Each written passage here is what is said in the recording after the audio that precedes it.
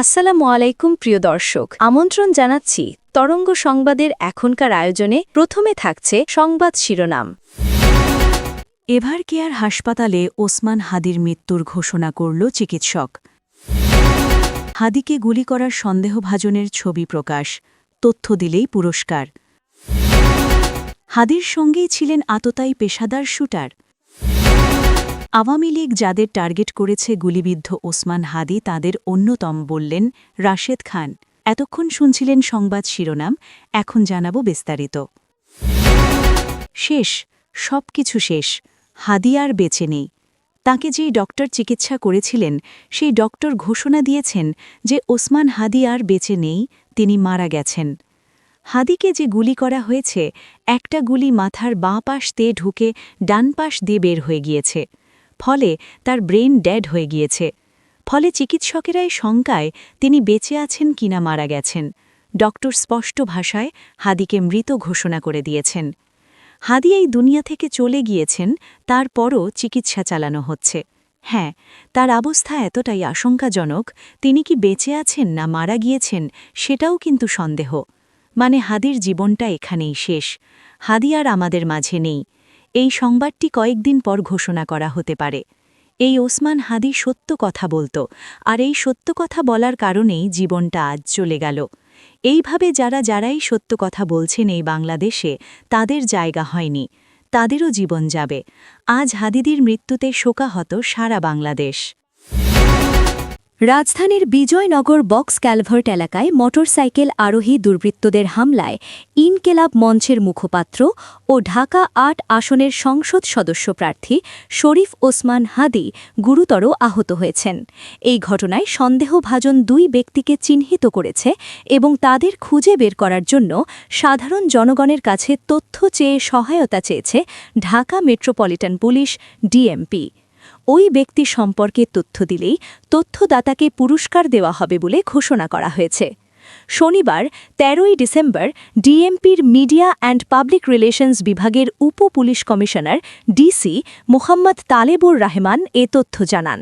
তিনি বলেন, রাজধানীর বিজয়নগর বক্স ক্যালভার্ট এলাকায় মোটরসাইকেল আরোহী দুর্বৃত্তদের হামলায় ইনকিলাব মঞ্চের মুখপাত্র ও ঢাকা ৮ আসনের সংসদ সদস্য প্রার্থী শরীফ ওসমান হাদি গুরুতর আহত হন। ডিএমপি হামলাকারীদের গ্রেফতারে রাজধানীতে জোর অভিযান পরিচালনা করছে। ঘটনাস্থলের সিসিটিভি ফুটেজ বিশ্লেষণ করে ছবির ব্যক্তিকে প্রাথমিকভাবে শনাক্ত করা গেছে। ডিএমপি তাকে হুন্য হয়ে খুঁজছে। উক্ত ব্যক্তি সম্পর্কে কোনো তথ্য থাকলে বা তার সন্ধান পেলে দ্রুত নিম্নলিখিত মোবাইল নম্বর অথবা ৯৯৯ এর মাধ্যমে পুলিশকে জানানোর জন্য বিনীত অনুরোধ করা হল। DC Motijheel ০১৩০০৪০০৮০০, OC Paltan ০১৩০০৪০১৩২। সন্ধানদাতার পরিচয় গোপন রাখা হবে এবং উপযুক্ত পুরস্কৃত করা হবে। প্রসঙ্গত, শুক্রবার দুপুর ১:২টোর দিকে রাজধানীর বিজয়নগরের পানির ট্যাঙ্কির সামনে রিকশায় যাওয়ার সময় মোটরসাইকেলে আসা ২ দুর্বৃত্ত খুব কাছ থেকে ওসমান হাদিকে গুলি করে পালিয়ে যায়। পরে আশঙ্কাজনক অবস্থায় তাকে দ্রুত ঢাকা মেডিকেল কলেজ হাসপাতালের জরুরি বিভাগে নেওয়া হয়। সেখান থেকে তাকে সন্ধ্যের পর নেওয়া হয় এভার কেয়ার হাসপাতালে। বর্তমানে সেখানেই চিকিৎসাধীন তিনি। গণ অধিকার পরিষদের সাধারণ সম্পাদক রাশেদ খান বলেছেন, কয়েকজন ব্যক্তিকে আওয়ামী লীগ কার্যক্রম নিষিদ্ধ টার্গেট করেছে। তার মধ্যে গতকাল গুলিবিদ্ধ হওয়া ওসমান হাদি অন্যতম ছিলেন। টার্গেট করা অন্য প্রার্থীদের ওপরও হামলার আশঙ্কা আছে। রাশেদ খান বলেন, আগামীকাল হয়তো আমার পালা, আপনার পালা। সরকার যদি নিরাপত্তা দিতে না পারে তাহলে আমরা কিভাবে জনসংযোগ করব? আজ শনিবার রাজধানীর এভার কেয়ার হাসপাতালের সামনে এক প্রেস ব্রিফিংয়ে এ কথা বলেন রাশেদ খান। গুলিবিদ্ধ হয়ে এভার কেয়ার হাসপাতালে পর্যবেক্ষণে থাকা ঢাকা ৮ আসনের সম্ভাব্য স্বাধীন প্রার্থী শরীফ ওসমান হাদির শারীরিক অবস্থার খোঁজ খবর নিতে রাশেদ খান সেখানে যান। এ সময় যারা ওসমান হাদিকে গুলি করেছে তাদের অবিলম্বে গ্রেপ্তারের দাবি জানান রাশেদ খান। তিনি বলেন, চিরুনি অভিযান শুরু করতে হবে। আওয়ামী লীগকে আপনারা ধরছেন না, বরং আমরা দেখেছি তারা জামিন পাচ্ছে। স্বরাষ্ট্র উপদেষ্টা লেফটেন্যান্ট জেনারেল অবসর জাহাঙ্গীর আলম চৌধুরীকে মাজা ভাঙা উপদেষ্টা বলে মন্তব্য করেছেন রাশেদ খান। রাশেদ খান বলেন, এই স্বরাষ্ট্র উপদেষ্টার নেতৃত্বে কোনোভাবেই আইন শৃঙ্খলা রক্ষাকারী বাহিনী কাজ করতে পারবে না। সরকার যদি সুষ্ঠু নির্বাচন উপহার দিতে চায় তাহলে সর্বপ্রথম স্বরাষ্ট্র উপদেষ্টাকে দায়িত্ব থেকে সরিয়ে দিতে হবে। বিভিন্ন জেলা উপজেলা প্রশাসনে রদবদল হলেও উপদেষ্টা পরিষদে কেন রদবদল হয়নি তা নিয়ে প্রশ্ন তোলেন তিনি। রাশেদ খান আরও বলেন, গতকাল গণসংযোগ করে ফেরার পথে আওয়ামী লীগের সন্ত্রাসীরা যেভাবে ওসমান হাদিকে গুলি করেছে, এ ঘটনার পর নির্বাচনে প্রার্থী হওয়া কোনো ব্যক্তি আর নিরাপদে নেই। এই স্বরাষ্ট্র উপদেষ্টার নেতৃত্বে সরকার কোনোভাবেই আইন শৃঙ্খলা পরিস্থিতির নিয়ন্ত্রণ করতে পারবে না। আইন শৃঙ্খলা পরিস্থিতি নিয়ন্ত্রণে ব্যর্থতার দায় নিয়ে ২৪ ঘণ্টার মধ্যে স্বরাষ্ট্র উপদেষ্টার পদত্যাগেরও দাবি জানিয়ে গণ অধিকার পরিষদের এই নেতা বলেন, এই স্বরাষ্ট্র উপদেষ্টা কোনোভাবেই আমাদের নিরাপত্তা দিতে পারছেন না। ইনকেলাব মঞ্চের আহ্বায়ক শরীফ ওসমান বিন হাদির ওপর গুলি চালানোর ঘটনায় হামলাকারীদের পরিচয় ও উদ্দেশ্য নিয়ে নানা প্রশ্ন উঠেছে। কারা এই হামলা চালিয়েছে তারা আদৌ শনাক্ত হয়েছে কিনা এ বিষয়ে ঘটনার পর কয়েক ঘণ্টা পার হলেও পুলিশ আনুষ্ঠানিকভাবে কোনো তথ্য জানায়নি। তবে হাদির ঘনিষ্ঠরা ধারণা করছেন, হামলাকারী তার নির্বাচনী প্রচারণার সময় তার সঙ্গেই ছিলেন। প্রচারের সময় তোলা কিছু ছবিতে থাকা দুজন তরুণকে তারা সন্দেহভাজন হিসেবে চিহ্নিত করছেন। গত শুক্রবার ১২ই ডিসেম্বর রাতে পুলিশের মহাপরিদর্শক মোহাম্মদ বাহারুল আলম জানান, তার মতে আসন্ন নির্বাচনকে ঘিরে নেতিবাচক প্রভাব সৃষ্টির উদ্দেশ্যেই এ হামলা হতে পারে। তদন্তের অগ্রগতি জানতে চাইলে তিনি বলেন, অগ্রগতি আমরা এই মুহূর্তে বলছি না, আমরা কাজ করছি এবং বিফল হব না। আগামী ১২ই ফেব্রুয়ারি ভোটগ্রহণের দিন রেখে বৃহস্পতিবার প্রধান নির্বাচন কমিশনার এএমএম নাসিরুদ্দিন জাতীয় সংসদ নির্বাচন এবং গণভোটের তফসিল ঘোষণা করেন। এর পরদিনই সম্ভাব্য প্রার্থী হিসেবে আলোচিত জুলাই আন্দোলন এবং আওয়ামী লীগ নিষিদ্ধের দাবিতে সোচ্চার মুখ ওসমান হাদির ওপর গুলি চালানো হয়। আগেই তিনি ত্রয়োদশ জাতীয় সংসদ নির্বাচনে মতিঝিল, শাহজাহানপুর, পল্টন, রমনা ও শাহবাগ থানার অংশবিশেষ নিয়ে গঠিত ঢাকা ৮ আসন থেকে স্বতন্ত্র প্রার্থী হিসেবে প্রতিদ্বন্দ্বিতার ঘোষণা দিয়েছিলেন। সে লক্ষ্যে প্রতি শুক্রবার তিনি জনসংযোগ চালিয়ে আসছিলেন। গত শুক্রবার দুপুরে মতিঝিলের একটি মসজিদে লিফলেট বিতরণ শেষে সতীর্থদের সঙ্গে ব্যাটারি চালিত রিকশায় করে সোহরাওয়ার্দী উদ্যানের দিকে যাচ্ছিলেন হাদি। মধ্যাহ্নভোজ ও আলোচনার পরিকল্পনা ছিল সেখানে। রিকশাটি চলন্ত অবস্থাতেই একটি মোটরসাইকেলের পেছনে বসা ব্যক্তি হাদিকে লক্ষ্য করে গুলি ছোড়ে। গুলিটি তার মাথায় লাগে। আহত অবস্থায় প্রথমে তাকে ঢাকা মেডিকেল কলেজে নেওয়া হয়। সেখানে মস্তিষ্কে অস্ত্রোপচার করে খুলি খুলে রাখা হয়। পরে উন্নত চিকিৎসার জন্য তাকে বসুন্ধরা আবাসিক এলাকার এভার কেয়ার হাসপাতালে স্থানান্তরিত করা হয়। চিকিৎসকদের ভাষ্য অনুযায়ী তার অবস্থা আশঙ্কাজনক।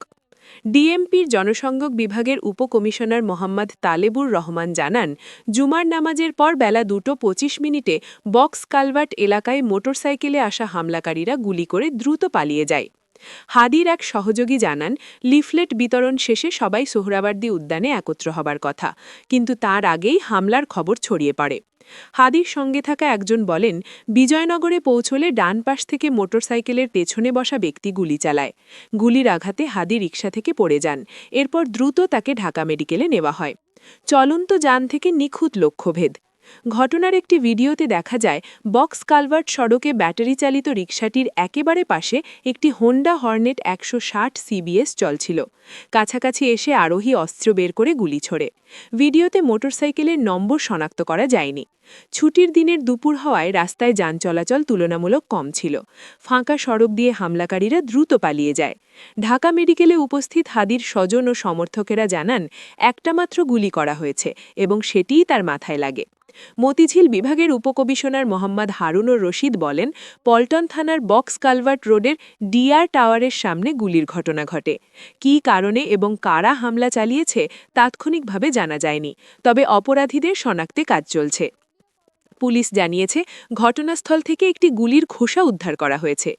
ডিআর টাওয়ারের আনসার সদস্য ইমরান হোসেন হৃদয় বলেন, তিনি প্রথমে চাকা ফেটে যাওয়ার মতো শব্দ শুনে বাইরে এসে দেখেন রিকশার ওপর একজন আহত অবস্থায় পড়ে আছেন। অন্যরা তাকে ধরে নিয়ে যাচ্ছিলেন।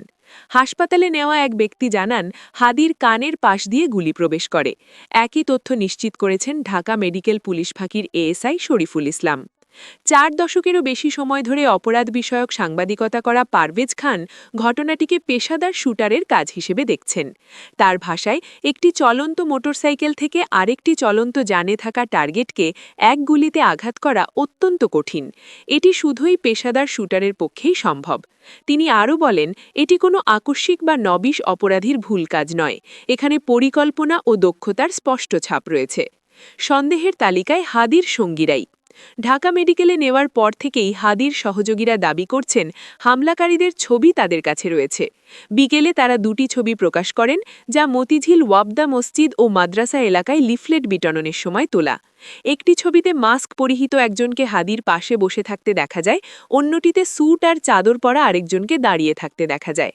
এই দুজনকেই সিসিটিভি ফুটেজের সঙ্গে মিলিয়ে সন্দেহভাজন হিসেবে চিহ্নিত করা হচ্ছে। সামাজিক যোগাযোগ মাধ্যমে ছবিগুলো ছড়িয়ে পড়েছে এবং কেউ কেউ কৃত্রিম বুদ্ধিমত্তা ব্যবহার করে সম্ভাব্য মুখাবয়ব তৈরির চেষ্টা করছেন। ঢাকা মহানগর পুলিশ জানায়, ঘটনার পরপরই ঘটনাস্থল পরিদর্শন করে আশেপাশের সিসিটিভি ফুটেজ সংগ্রহ ও বিশ্লেষণ করা হচ্ছে। থানা পুলিশ ও ডিবি যৌথভাবে সন্দেহভাজন ব্যক্তি ও স্থানে অভিযান চালাচ্ছে। ডিএমপি নগরবাসীকে আতঙ্কিত না হয়ে ঘটনায় জড়িত ব্যক্তিদের বিষয়ে তথ্য থাকলে নিকটস্থ থানা বা 999-এ জানাতে অনুরোধ করেছে। হাসপাতালে জনসমাগম। গুলিবিদ্ধ হওয়ার 10 থেকে 15 মিনিটের মধ্যে হাদিকে ঢাকা মেডিকেল কলেজে নেওয়া হয়। অল্প সময়ের মধ্যেই সেখানে ভিড় করেন তার কর্মী, সমর্থক, শুভানুধ্যায়ী ও সাংবাদিকেরা। পরিস্থিতি সামাল দিতে সেনাবাহিনীকে মোতায়েন করা হয়। সন্ধে 7:35 আইসিইউ অ্যাম্বুলেন্সে করে তাকে এভারকেয়ার হাসপাতালে পাঠানো হয়। জীবন মৃত্যুর সন্ধিক্ষণে। ঢাকা মেডিকেলে অস্ত্রোপচার করা চিকিৎসক অধ্যাপক জাহিদ রায়হান জানান, গুলিটি মাথা ফুঁড়ে বেরিয়ে গেছে বলে ধারণা করা হচ্ছে। তার ভাষায়, তার অবস্থা খুবই খারাপ, আমরা আশাব্যঞ্জক কিছু বলতে পারছি না। এভারকেয়ার হাসপাতালের চিকিৎসকেরা জানিয়েছেন, হাদিকে কৃত্রিম শ্বাস-প্রশ্বাসে রাখা হয়েছে। কাউকেই বাদ দিচ্ছে না ইনকিলাব মঞ্চ। হামলার ঘটনায় ভোটের প্রতিদ্বন্দ্বী থেকে শুরু করে ক্ষমতাচ্যুত আওয়ামী লীগ কাউকেই সন্দেহের বাইরে রাখছে না ইনকিলাব মঞ্চ। শুক্রবার রাতে এক ব্রিফিংয়ে সংগঠনের সদস্য সচিব আবদুল্লাহ আল জাবির বলেন, আমরা কাউকেই সন্দেহের বাইরে রাখছি না। ভোটের রাজনীতিতে অনেকেই ওসমান হাদিকে প্রতিপক্ষ ভাবতে পারে, আবার যারা তার বলিষ্ঠ কণ্ঠস্বরকে ভয় পায় তারাও এতে জড়িত থাকতে পারে। সরকারের দায়ের কথা উল্লেখ করে তিনি বলেন, যে সরকার হাদিকে রক্ষা করতে পারে না সে দেশকে কিভাবে রক্ষা করবে? আল্লাহ না করুক তার কিছু হলে অন্তর্বর্তী সরকারকে দায় নিতে হবে।